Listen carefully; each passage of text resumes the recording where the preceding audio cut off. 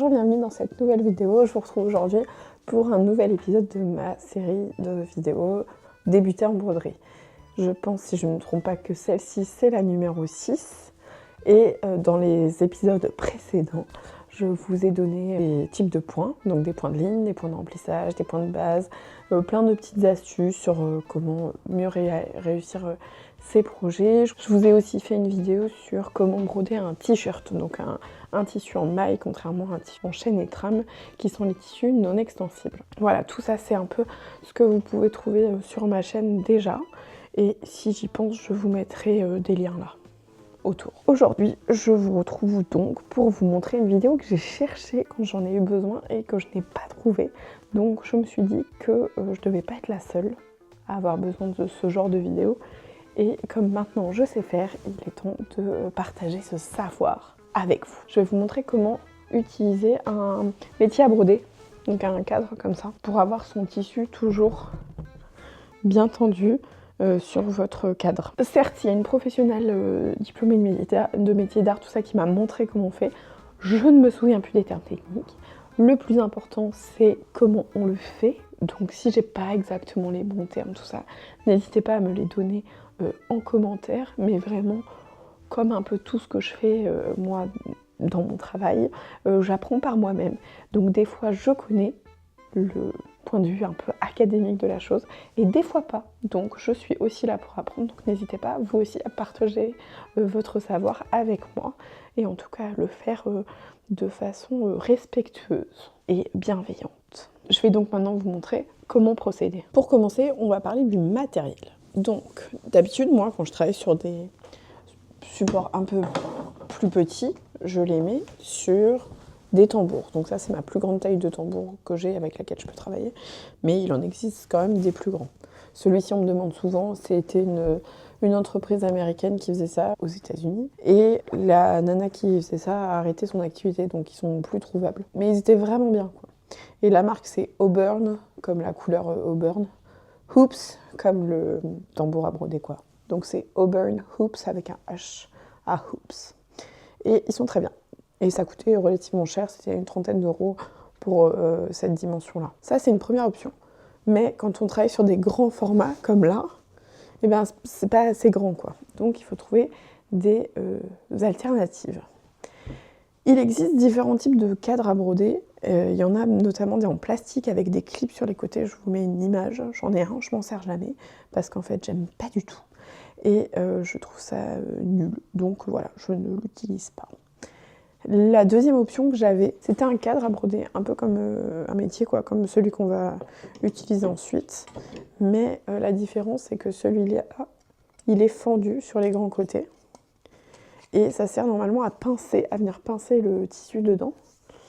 Sauf que là au bout, forcément, ça ne pince rien, même si là, ça pince bien. Et on ne peut pas vraiment le tendre, quoi. Donc ça, c'était pas vraiment un très bon investissement, mais comme je l'ai acheté, que je l'ai, et qu'il n'est pas de la même taille que mon grand métier, et que maintenant je sais ce qu'il faut pour avoir un bon métier, je vais pouvoir le modifier. Donc je ne le jette pas, et je vous montre par contre ce qu'il faut avoir quand on cherche un métier. Donc il faut un métier qui est 10 cm plus large de chaque côté que ce qu'on va venir y placer. Donc déjà, ça c'est un premier détail important, c'est comme ça qu'on détermine quelle taille il nous faut de cadre. Ensuite, il faut qu'il y ait ces sangles qui sont agrafées, c'est comme ça que je vais modifier l'autre. Et parce qu'on va venir coudre sur ces sangles le tissu qu'on va venir ensuite tendre. La dame qui me l'a vendu m'a dit qu'une fois monté, il fallait plus le démonter, parce qu'ici en fait c'est des vis avec une sous-tête carrée. Je sais pas comment expliquer ça. Et en fait, ça va venir s'incruster dans le bois, ici, ce qui fait qu'ensuite, ces vis-là ne bougent plus. Alors que si on les met, on les enlève, on les remet, on les enlève, ça va finir par complètement changer le trou dans lequel devrait normalement s'encocher parfaitement la vis. Donc c'est pour ça qu'on ne les démonte pas une fois qu'ils sont montés. Et ils ont donc des vis avec des papillons, comme ça, pour pouvoir ensuite les serrer correctement. Et après, on va venir rouler dans le sens opposé des deux côtés pour venir étendre le tissu qui est placé à l'intérieur. Le cadre, c'est pas suffisant. Il faut le cadre, mais il faut aussi autre chose. Il vous faudra aussi 2 sangles comme celle-ci. Et les sangles, elles font chacune 2,50 m. Donc c'est quand même des grandes sangles. Et elles sont épaisses 3 cm, 2 cm et demi. Voilà, l'épaisseur. Donc pour bien tendre son tissu dans un métier, il faut du fil et une aiguille pour venir coudre le tissu sur le cadre. Les sangles, il en faut 2. Et il faudra également des épingles avec une tête fine comme ça.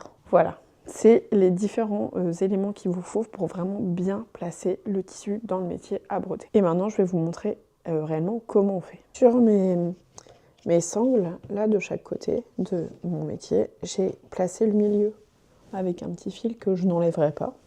Comme ça, j'ai tout le temps mon milieu de noter. Et il va falloir que je note également le milieu de ma toile que je vais venir coudre dessus. Donc pour ça, c'est très simple. Je plie mon tissu en 2, bord à bord. Et là, je vais venir faire juste une encoche comme ceci. Et il va juste falloir que je vienne positionner ça à l'endroit où il y a ma marque. On va le coudre sur l'endroit. Donc c'est ça. C'est cet envers-là contre cet endroit-là. C'est pas endroit contre endroit ou endroit contre envers, envers contre envers. C'est donc envers contre endroit. Donc mon milieu est là. On peut même le noter si on veut, je pense, avec un feutre. Et je vais venir faire un petit point avant là sur toute la longueur. Par commodité pour coudre, moi là j'ai pris du coton perlé parce que c'est ça que j'avais sous la main, mais si vous voulez prendre du fil classique, vous prenez du fil classique, c'est pas du tout un problème. Donc je reprends mon milieu, je place ça ici. Je vais peut-être même l'épingler, ça risque pas de bouger. Donc je commence à une extrémité, on va tendre hein, quand même. Je vais pas tout faire en caméra parce que ça va être très long pour vous et pas très intéressant. Mais donc on va juste faire un point avant. Là sur le bord, je fais quelques points histoire d'être sûr que ça plaque bien le début. Et après, c'est vraiment tout simple. Dessus, dessous, dessus, dessous, dessus, dessous.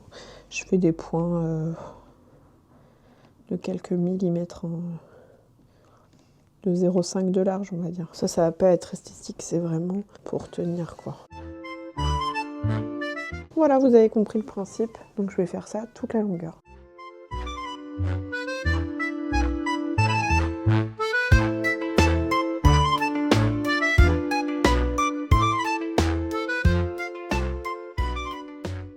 Donc j'ai fini de coudre les 2 bords et maintenant je vais pouvoir commencer à bien placer.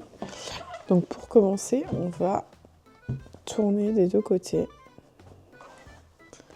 en serrant bien.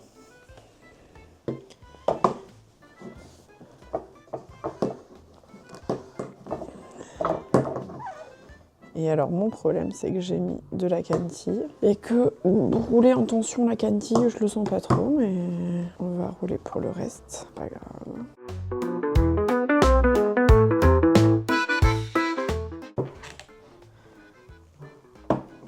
Une fois que c'est bien tendu des 2 côtés, je ferme les vis, les papillons. Donc ça c'est la première étape. Et maintenant il va falloir venir tendre sur les côtés. Et pour ça on va avoir besoin des sangles. Donc je prends une des 2 sangles et les sangles on les coupe pas. Elles font 2,50 m pour cette taille de cadre. C'est un cadre de 80 je crois. Je commence par placer la sangle comme ça au bord et je la coince avec une épingle. On va dire à 1 cm du bord quoi. Je prends ma bande et je la fais passer autour. Je viens la positionner juste à côté de là où j'étais juste avant et je replace une épingle. Je crois que l'important c'est de bien aligner les têtes d'épingle parce qu'on a toujours tendance à piquer en biais, alors que si on aligne les têtes au moins sur certaines choses ça va être facile, enfin, plus régulier. Et là instinctivement on aurait tendance à faire ça, mais en fait non. Si la sangle vient du bas, on retourne en bas, enfin en dessous quoi. Et là, je me rends compte que j'ai pas bien positionné. Pour cette étape, il vaut mieux être à plat. Voilà, je tends.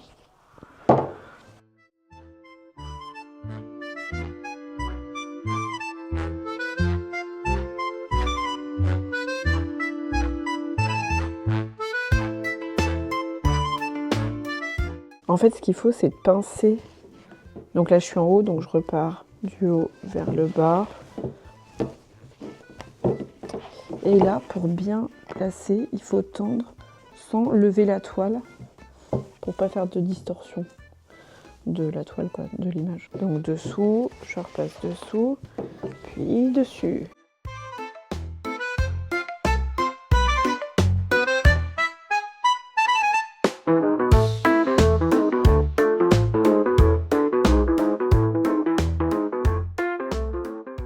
Et là, l'excédent de sangle, je vais simplement le replier et le glisser là à l'intérieur pour pas que ça vienne me déranger. La tension elle n'est pas encore optimale, mais je vais faire pareil de l'autre côté et après normalement j'aurai plus qu'à broder.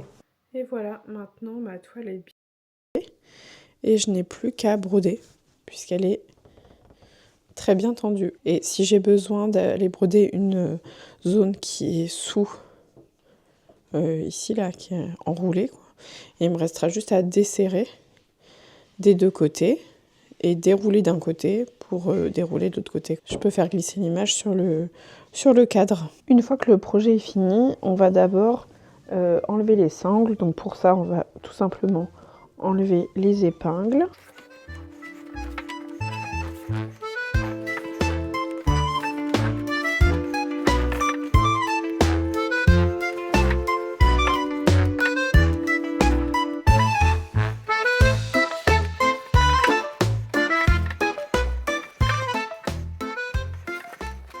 Donc maintenant j'ai enlevé les sangles, on voit que c'est encore tendu mais pas sur les côtés du tout, quoi. C'est tendu juste là, dans le sens vertical.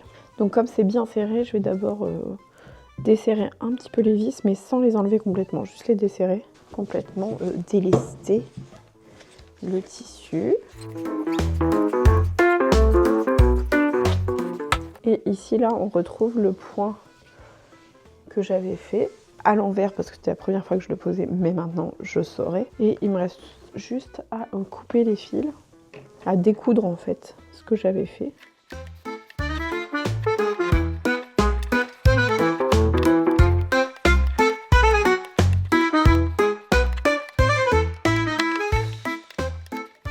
J'enlève tous les petits bouts de fil.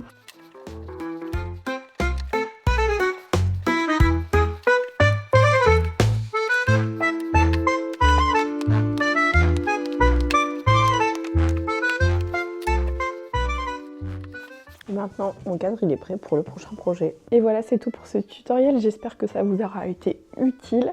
Franchement, d'avoir ce support-là, moi d'habitude, je brode beaucoup le papier parce que j'aime bien le format, j'aime bien la texture, j'aime bien l'espèce d'urgence qu'il y a à broder du papier.